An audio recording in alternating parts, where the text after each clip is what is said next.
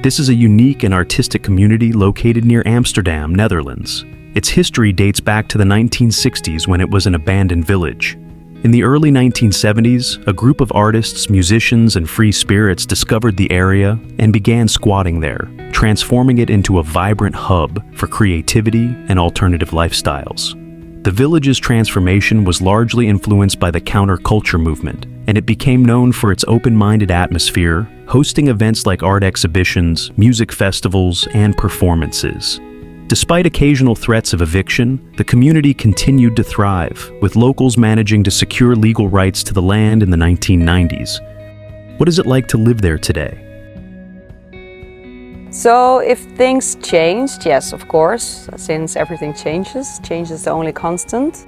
A lot of those people who came here at first lived here also for a long time, but since, I don't know exactly how long, but more than 10 years for sure, it's not allowed anymore to live here, unfortunately, because it would be really nice, but it's a rule. It's just not allowed. And the good news is that we can be here as much as we want. As an artist, you don't have like a 9-to-5 job. A lot of artists create in the evening or even in the night. So we can be here as much as we want. And that's a great deal, I think. But it means that everyone else here also has another place somewhere else, either in Amsterdam, outside of Amsterdam. So it's also not that this place is all the time fully crowded by the people that have studios here. It's actually like a coming and going, and it goes quite, organically and smooth. And I have to say, it's also nice to not be here all the time, because if you are out of this place, you can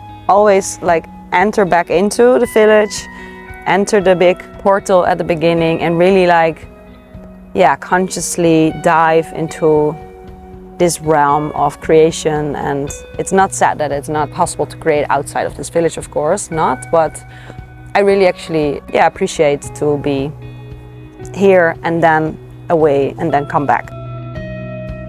So what do I create? I write, I make theater, performance art, and I dance. So I always say to people, I do the kind of stuff that doesn't stay afterwards. Of course, if I write, you have words on paper, but with all the performances, all the theater experiences, all the ritual theater, all the ceremonial stuff I do, it's really something for that moment. And after that, it's not gone. It stays in your memory, in your experience, so with that also in my at least body and system.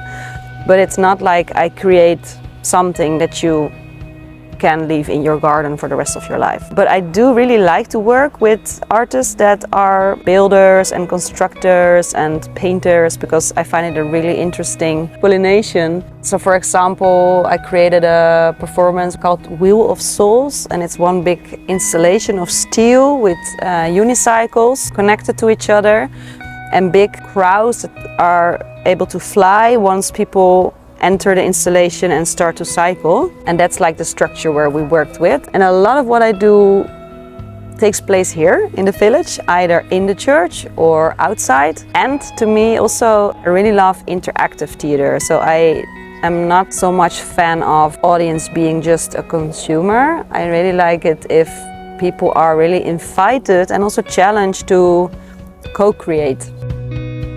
There are so many beautiful memories here. It's hard to pick one, but what I really love is at the end of the summer we have the harvest feast with the whole village, and we eat all together from the big garden, and we have some cooks in the village, and they are cooking this beautiful meal with the fresh ingredients from the land, from this land, and everybody just gathers together and we have a drink and there's music, and it's just one of those many beautiful events we have. I think I named this one because it feels really like family to be together like that, and to be in gratitude together for sharing food, sharing music, having this beautiful church totally painted by so many people, so beautifully and colorfully, and to have that space as our home together.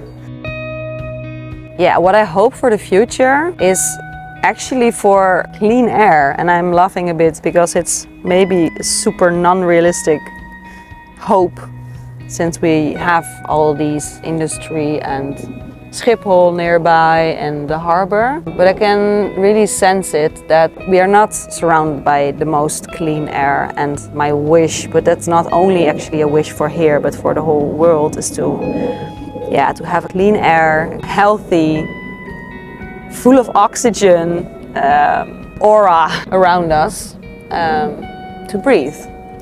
And that's what I'm setting up.